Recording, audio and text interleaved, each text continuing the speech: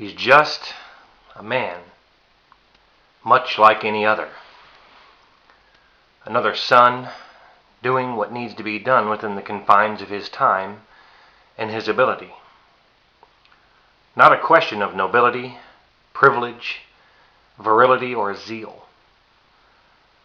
Like me, he doesn't seem to feel that his job requires any divine imperatives.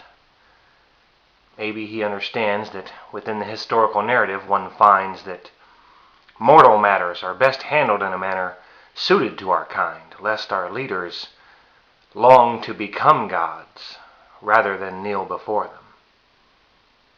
And his story so far feels free of the torrid passions of so many of our recent representatives, would-be holy men, but martyrs in their rhetoric alone.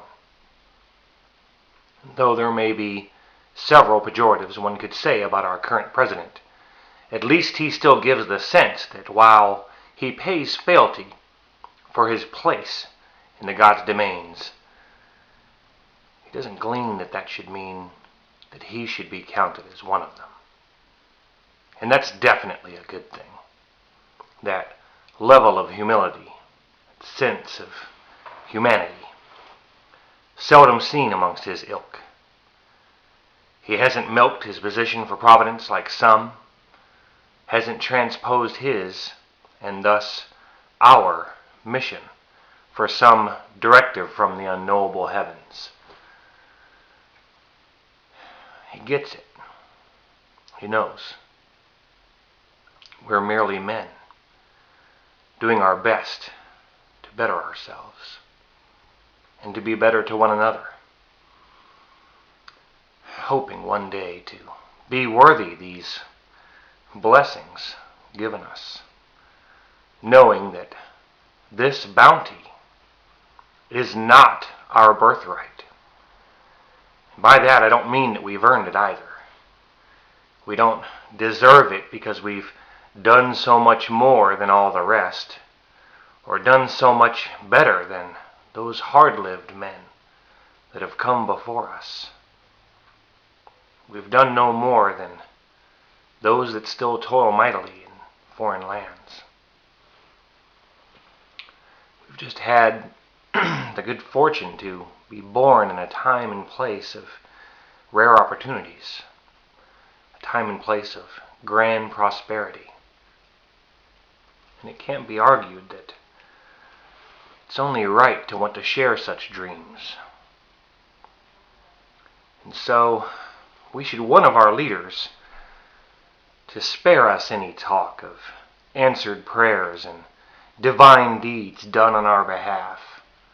And we dare not imagine that the gods love us any harder than the last generation or any past nations, or any more than any man that's ever prayed to survive a disaster's aftermath and yet was still called home.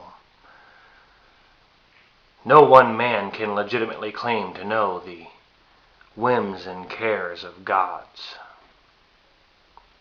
So, if the task to divvy shares amongst men should fall squarely on the shoulders of one as a voice for all, we should hope that the choices of that man called to serve us are rooted deeply in the interests and in the service of not just Christians, Mormons, Muslims, Jews, atheists, not just blacks, yellows, reds, whites, not just right-wing versus left-wing and us versus them Constitution interpretation fights, but concerned with the plight of all human beings, regardless of race or gender or class, regardless of what particular plot of land one happens to be standing on.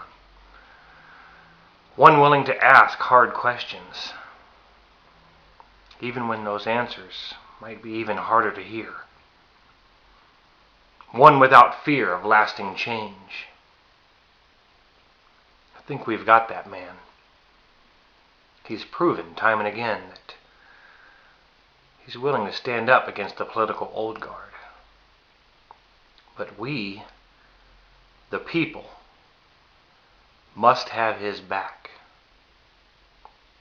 He can't stand up and shout our battle cries unless we first are willing to make ourselves heard.